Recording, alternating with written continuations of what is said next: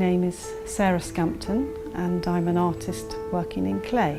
I start off by rolling out a slab of clay. I use a scaffold pole as my rolling pin, which is nice and heavy, and I use a clay that is a stoneware clay, and it's a Dutch Vingeling clay. It's quite an open body, so it's got a lot of strength when it's raw, and it doesn't shrink very much. When you're working with clay, the skin and the skeleton are inherent in each other, and that means that I can form very thin, light pieces of work using very small pieces of clay, little slabs of clay, and it's a sort of cut and paste almost, or a sort of knitting together of the little slabs of clay, and they join up, and that sort of slowly building up allows me to do all sorts of things during that process.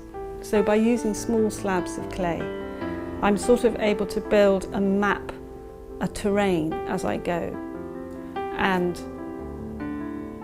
I'm also mapping the surface as I go. So I have the structure that's the terrain, and I have the surface that's being mapped at the same time.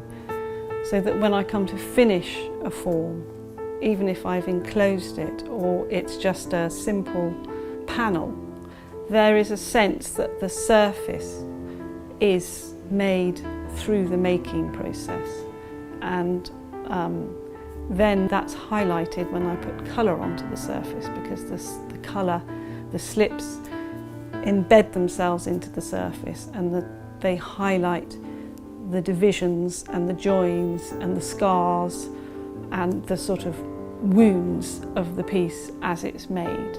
And I think all of those things somehow give the object, hopefully give the objects a sense of their own history and a sense of their own autonomy.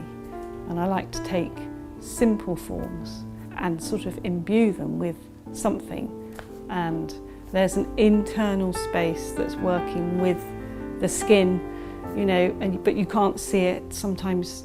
You know, is it there? Can you tell it's hollow or not? You know, it's the ambiguity is sort of very important. And then sometimes I draw onto the surface using a Dremel, which again, the patterns and the marks further on the surface then sort of create another layer. Everything accumulating and building and accumulating out of small gestures leaves a sort of collateral trace within the object and within the work. I don't start putting on the layers of slip until I've biscuit fired the pieces, because they're very thin and they would absorb too much moisture and they would collapse. The slip I use can take being fired onto biscuit ware, and I use it fairly thin, relatively thin, and I brush on layers, and gradually as you put the layers on you get a slight sheen with it. And if you take your brush and you clear it of slip and you dip it in water and then you clear it of water and you brush that on to the surface, gradually it develops a sheen and a patina and a lovely soft, almost polished sort of quality. And I usually fire it and then I see how it is, and then I fire it again and I see how it is, and I put layer upon layer upon layer until the object starts to speak in some way. And I stop when it's finished speaking, and I never know when that's going to be.